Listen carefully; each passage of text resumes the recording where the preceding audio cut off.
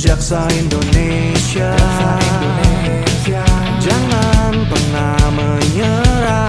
Jaksa Indonesia, berkarya untuk bangsa, lekas bangkit dan menjadi bangsa yang kuat, bangsa yang hebat.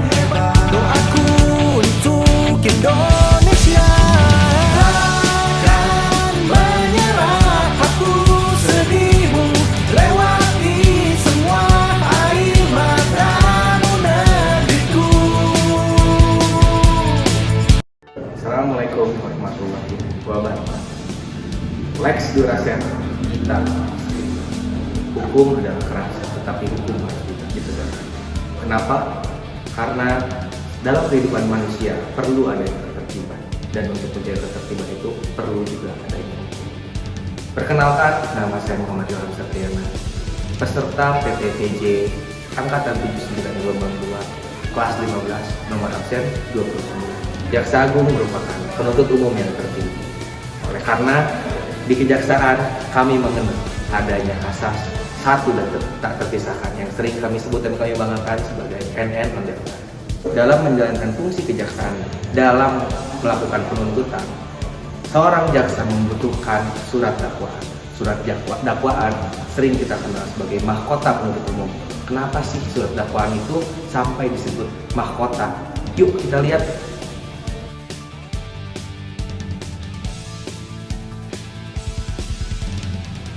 Yuk kita bahas terkait apa itu surat dakwaan.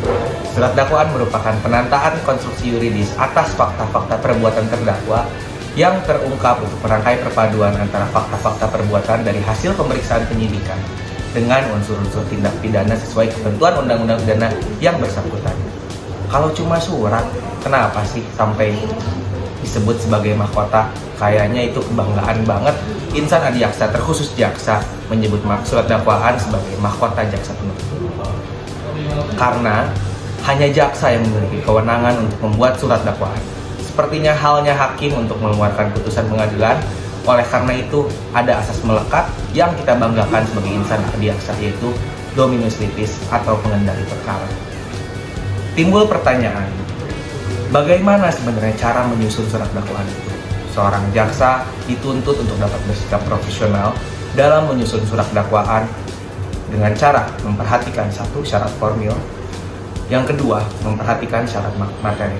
Syarat formil artinya surat dakwaan harus memuat lengkap identitas, juga tidak lupa membubuhi surat dakwaan dengan tanda tangan penuntut umum yang ada di P16.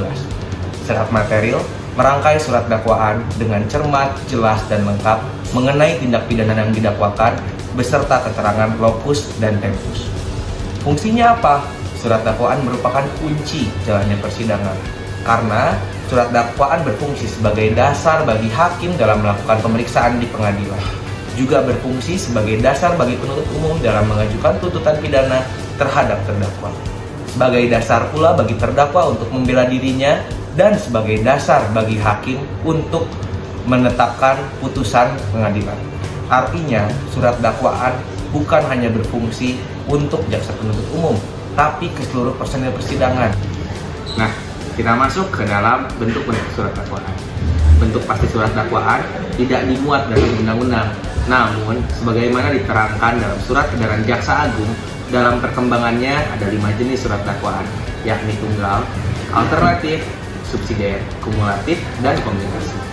Yuk kita bahas sedikit apa sih itu surat dakwaan tunggal. Jenis ini digunakan pada pendakwaan satu tindak pidana saja. Artinya terdakwa hanya melakukan satu perbuatan dan seorang jaksa penuntut umum yakin untuk hanya mendakwakan satu pasal saja terhadap terdakwa. Yang kedua, surat dakwaan alternatif. Jenis ini memiliki dakwaan yang disusun berlapis-lapisan yang merupakan alternatif yang bersifat mengecualikan dakwaan pada lapisan lain. Yang ketiga, surat dakwaan subsidiar. Jenis ini sama dengan jenis alternatif yang terdiri atas lapisan dakwaan. Hanya saja perbedaannya dalam jenis subsidiar, lapisan yang satu berfungsi sebagai lapisan pengganti sebelumnya. Sistematika lapisan disusun berurutan dimulai dari tindak pidana dengan ancaman tertinggi hingga terendah. Pembuktiannya dilakukan secara berurutan, mulai dari yang teratas hingga lapisan selanjutnya. Lalu yang terakhir adalah surat dakwaan kumulatif. Jenis ini digunakan untuk pendakwaan beberapa tindak pidana sekaligus. Semua dakwaan harus dibuktikan satu persatu. Dakwaan yang tidak terbukti harus dinyatakan secara tegas, dan dakwaan ini dipergunakan dalam hal terdakwa melakukan beberapa tindak pidana.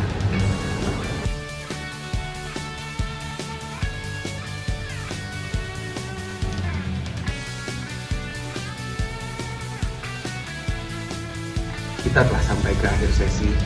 Seorang jaksa harus bersikap profesional dalam menyusun surat dakwaan.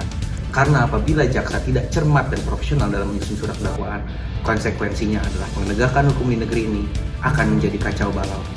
Surat dakwaan adalah kunci utama bagi seorang jaksa untuk membuktikan seseorang telah melakukan perbuatan yang melanggar ketentuan perundang-undangan. Ada beberapa hal yang tadi telah kita bahas, terdiri dari seberapa vital peran surat dakwaan bagi seorang jaksa. Apa itu surat dakwaan? Kenapa disebut sebagai mahkota seorang jaksa? Bagaimana cara menyusunnya? Fungsinya apa? Bentuknya seperti apa? Semoga hal ini dapat memberikan manfaat bagi kita semua, insan adiaksa, dalam mewujudkan keadilan, kemanfaatan, dan kepastian hukum. Dalam mewujudkan keadilan sebagai penegak hukum yang bertanggung jawab, seperti adagium fiat justitia ruat caelum. Hendaklah keadilan ditegakkan walaupun langit akan runtuh. Sekian dari saya, salam keadilan. Jaksa Indonesia, jangan pernah menyerah. Jaksa Indonesia, berkarya untuk bangsa, lekas bangkit dan menjadi bangsa yang kuat, bangsa yang hebat.